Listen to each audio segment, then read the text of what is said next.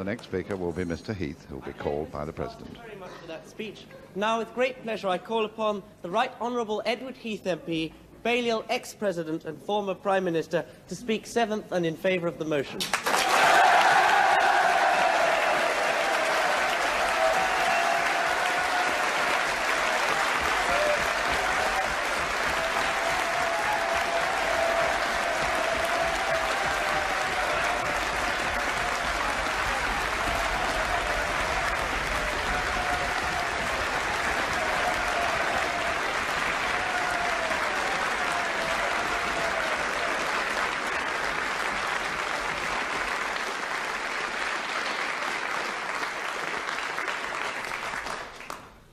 Mr. President, sir, as the country moves towards the day on which it is going to take its decision next Thursday in the referendum, it's looking here tonight to this hall, which has seen so many historic debates in the past, to Oxford, centre of learning, ancient city, one time centre of government. And the nation has heard passionate speeches on both sides of this case, and much detail about the aspects of the community life. And of course, there is a danger that in these matters there may be confusion in people's minds about the balance of the argument. But I would like to congratulate you, sir, on the arrangement for this debate, on the fact that apparently, by creating yourself a charitable institution at a stroke, you have gathered this tremendous assembly here tonight. But I want to talk about the great issues on which I think the decision should be taken on Thursday. In the 150 years of the life of this society, we have seen in Europe the growth of the nation-state and the development to its ultimate position. And if we look at the first 50 years of this century, I don't think many of us here, whether we debated in the 30s or whether we debate today, can look back with very much satisfaction to the achievements of the nation-state in those first 50 years, to the two great wars of 1914 and 1939. As the leader of the Liberal Party has said, European civil wars, not wars of religion, not wars of race, as we have seen recently, but countries with the same background and the same tradition of European civilization, Christian civilization, tearing themselves apart. And in between those two wars, as we debated so often in my time here, genocide of 6 million innocent Jews in Europe. And after the Second Great War, the creation of the nuclear weapon, which can obliterate our own continent. Well, that's 50 years of the ultimate completion of the power of the nation-state. But what we've seen in the last 25 years, since 1950, has been the creation of a new organization, the community, the European community. And I'm somewhat sad that it's still apparent that those who have spoken so passionately against this motion tonight have not realized the nature of this new community and its institutions, and first and foremost, that its purpose is a political one. And when I have sometimes heard doubts expressed, perhaps, about the relationship of the European community to peace and security, then can I remind honourable members that the main purpose of the creation of this community was to prevent France and Germany ever fighting each other again, and to remove the means of creating war from their hands. Now, all of this may have come to be accepted as the nature of the community. To my generation, which stood at this box and was haunted by the fact that we knew the Second World War was coming, not a question of whether, but a question of when, then that is a triumph beyond our wildest dreams in those last years of the 30s. It was at this box that I stood and denounced the Munich Agreement, because I believed it was appeasement of the worst order, and it was bound to lead to the conflict between the tyrannies, the expanding tyrannies of Europe, in Italy, in Germany, which had overwhelmed Austria, to which Czechoslovakia had been handed on a plate. And when I debated here in 1941 or 1940, it was with Benesch at the box, both on the same side, the man who had been betrayed. And so we knew that that conflict was coming.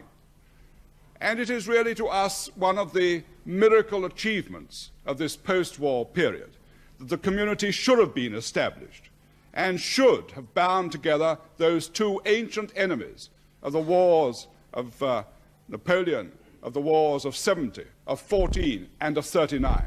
And to me, this can never, never be taken for granted. And I believe, of course, that we in Britain, and I've believed this ever since 1945, we in Britain have a major part to play in the creation of this community and its new institutions. And when the Secretary of State for Trade says that there are aspects of the Treaty of Rome which he disputes and dislikes and believes were not shaped to suit our purpose, then I say to him, and whose responsibility was that? It was the responsibility of the government of his own party of 1950-51, which rejected the opportunity of going into the formation of that coal and steel community, which could have shaped not only that community, but the others which followed it and which today form the United Communities, Coal and Steel.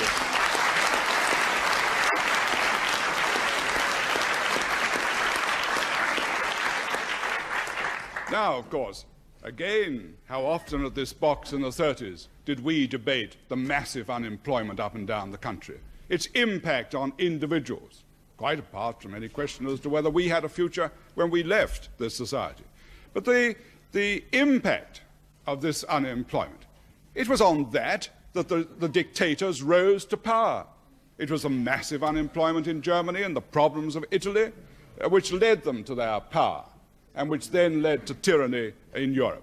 And this meant that we had to find a way of dealing with this problem and establishing reasonable prosperity across our continent. Now, there were some who said, it is so grave a social evil that we must be prepared to take any measures to deal with it, even to forego some of our liberties. This was a position which some of us were never able to accept. And these two aspects of tyranny in Europe and dealing with social problems through centralized action were so closely connected that they dominated all our thinking and our action after the end of the Second World War.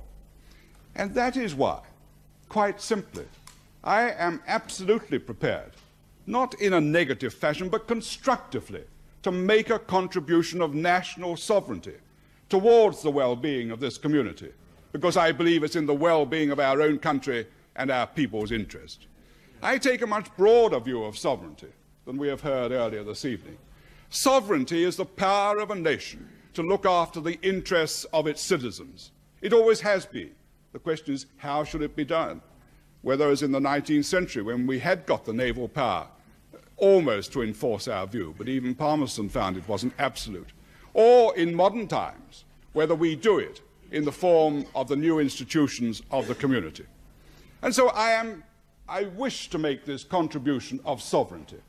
And when I hear the gross exaggeration of the effect on individual freedom, there is no impact, no deleterious impact on the individual freedom of the people of this country, because the community exists after the experience of the 30s to maintain individual liberty right across our own continent. That is its purpose. And when the... Yes, who? Mr. Heath, is it not part of individual freedom to live under your own laws exclusively made by your own representatives in your own parliament? And is this not something worth preserving? And is it not something which the common market gravely threatens and will ultimately eliminate?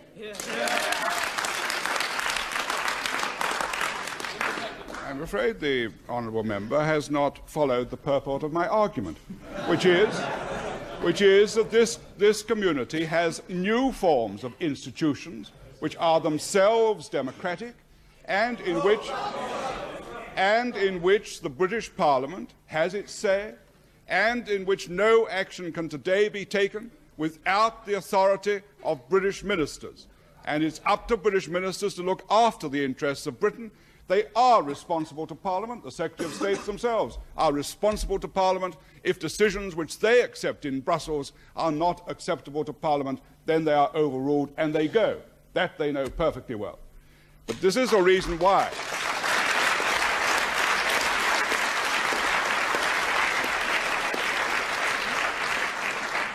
I am prepared gladly to make this contribution of sovereignty. But when I hear the two Secretaries of State saying that they must protect the sovereignty of Parliament, which is a much more narrow thing than the sovereignty of a nation, why the reason we're having a referendum is precisely because neither of them are prepared to accept the decision of Parliament. That is...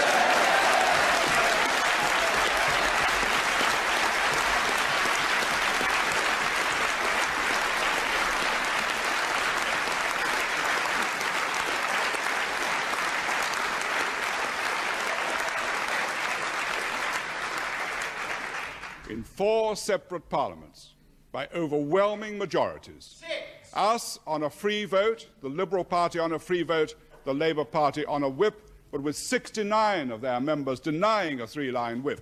In 1971, Parliament moved that we should go into the community, and on the last occasion that we should stay in the community. That has been the will of Parliament, and it is the Secretaries of State who are not prepared to accept the will of Parliament.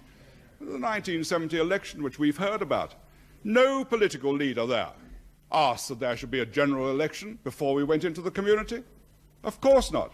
And at that time, when we took over the negotiating position of the then Labour government, because it was their policy to go into the community. They had tried once and failed in 67, 68. They decided to try again, and we took it over, and we went ahead with it. There was no reason why they should say there ought to be a general election. And similarly, nobody at that time said there should be a referendum. Of course not. It's alien to our whole parliamentary system and is in process.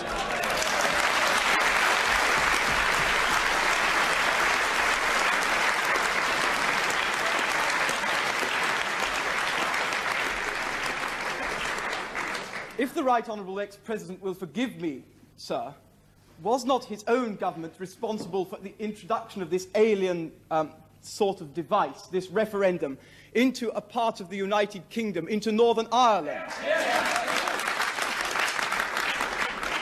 Because its parliament had been abolished.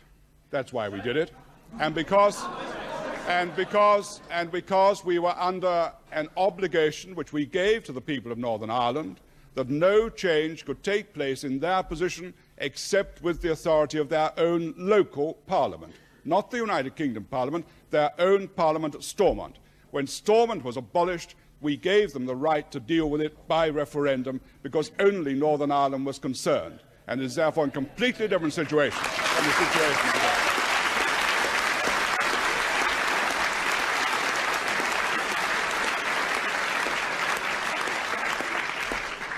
And so, Mr. President, what I submit to you is this, that what really divides us tonight in this argument is not the question of details of prices or tariffs. However important they may be individually, it is not really the question of jobs.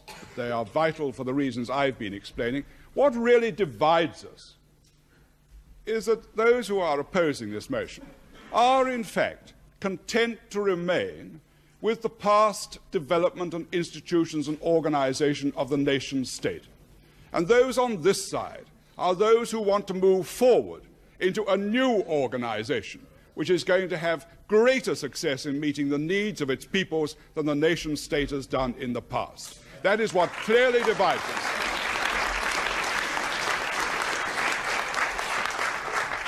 But then I hear it said, oh, but we ought to be thinking of the whole world. The implication of this is that until we reach that sublime moment when every country in the world is prepared to join an organisation of this kind, we should make no progress at all. This is an argument I cannot accept, because I believe that Europe, by its own creative, constructive imagination, is giving the lead to the world in the development of these organisations and institutions. And look at our own continent. We didn't drop the Iron Curtain. It was the East which divided Europe. If we now pull out of Europe, we are again dividing the West. And there can be no doubt at all that the security of the West cannot be maintained unless there is harmony and a reasonable economic basis for its security in the countries of the West. And therefore those who again say this has nothing whatever to do with security are, in my view, completely mistaken. Completely mistaken. And especially when we look at the other pillar of Western defence, which has been so rightly emphasised tonight, the United States. The United States has always looked to Europe to work together as an entity. It was Kennedy's policy, it has been American policy ever since, that the defence of the West should be based on an America and on a united Europe. And so, it is essential, in my view, that for our own security also, we should maintain the unity of Europe, and if we were to be pulled out, we should be disrupting that at a time which I would believe would be immensely damaging, not only to this country, but to the whole West. And of course it is an open community for those who wish to join it with similar views. It is not the fault of the community that some have failed to join. It is open to them. And the community has accepted its responsibilities. We've just heard criticism of the Lomé Agreement. The plain fact is that unless Britain had become a member of the community, that agreement covering 46 countries would never have been made. Never. Indeed, it would have been needed, and I will tell you why. Because it now contains 22 Commonwealth countries, and we in Britain are quite unable to meet their needs for development aid. Quite unable to.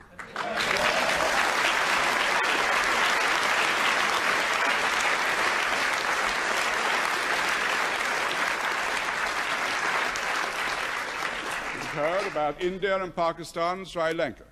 Well, after the failure of the first negotiations with de Gaulle's veto in '63, the plain fact is that the community immediately made special trade arrangements with those three countries of the subcontinent before any other arrangements were made with the associated states of countries formerly connected with one of the European powers.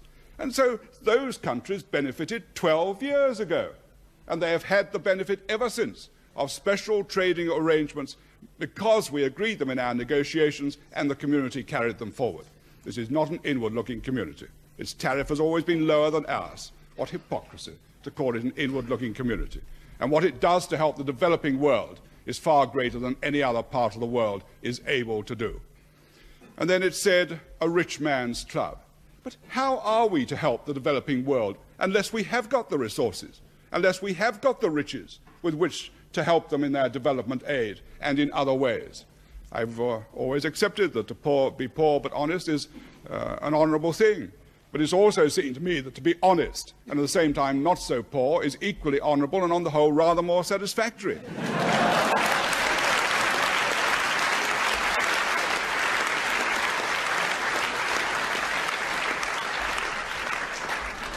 The community accepts its responsibilities to the rest of the world. I believe we should not treat this with snide remarks. We should treat it as a major achievement of a new European institution. And what of the future? We have a major part to play in this. We have our own constructive genius. They are looking for us to give a lead, and we have disappointed and failed them. They thought that they would be able to benefit from all our parliamentary experience. We could enable the community to become more democratic through its parliamentary control. But we have not given a lead in that. And to my regret, the Labour Party has never been prepared even to go to the European Parliament, nor the trade unions, to play their part in the Economic and Social Committee. But when this referendum is over and won, then I hope that the Labour members will attend and play their part, because Europe is incomplete without them. And I hope that the trade unions will play their part, because they, I believe, also have much to gain from their association with trade unions in Europe. And so in this future, we have a major part to play, and it is surely being conspicuous by its absence, any alternative offered. There was a time when the Free Trade Organization was put forward as the alternative. It has never been possible to achieve it in the past. We should not achieve it now.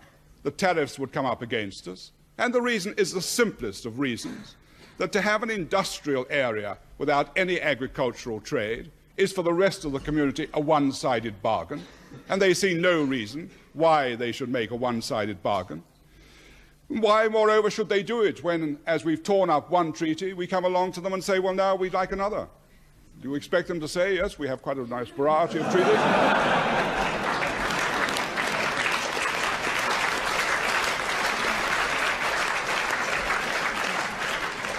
Pull one out, try it on. You didn't like the last. If you don't like this, throw it away, come back. It isn't the way that great nations work in deciding their affairs.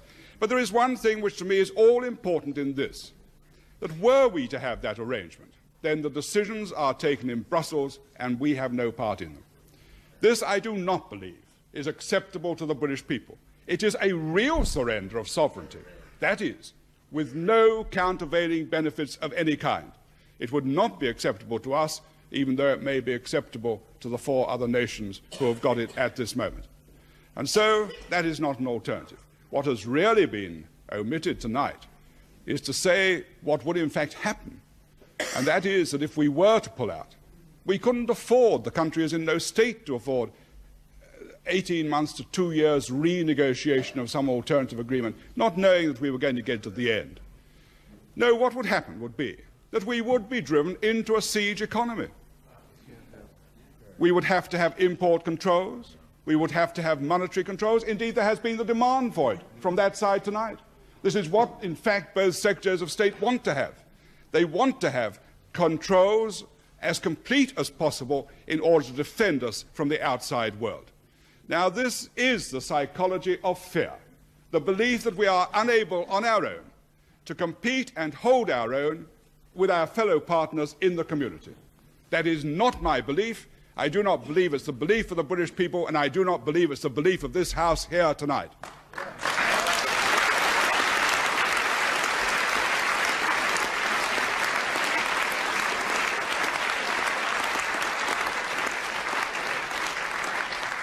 So, Mr. President, the future of Britain lies in the community.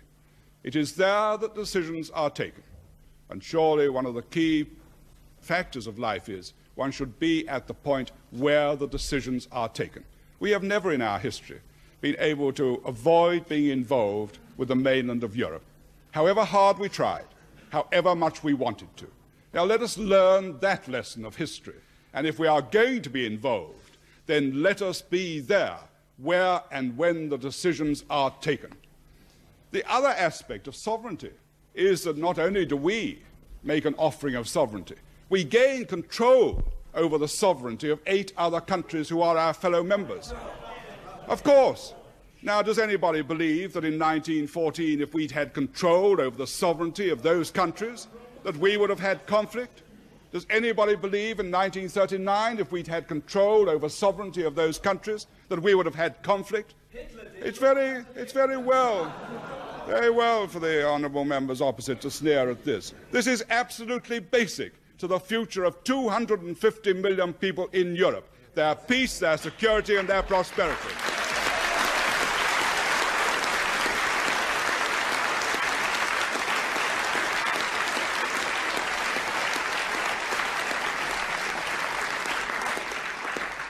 We are in the community, we have a great role to play in it, and there Britain's future lies.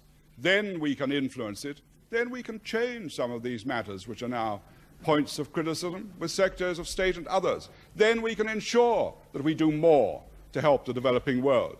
But nothing can be done unless here at home we take the measures which are necessary for our own economic salvation.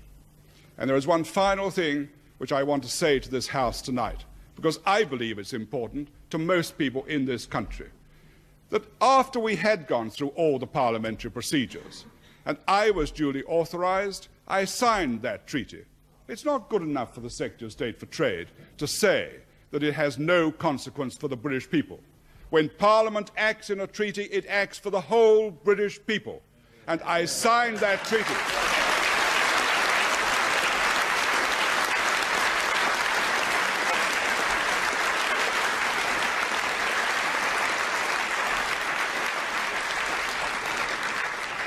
I signed that treaty in the name of the whole British people. And what is at stake on Thursday is more than politics, and it is more than economics. It is not just my word, it is the authority of Parliament and the British people, which is at stake. That is what is at stake.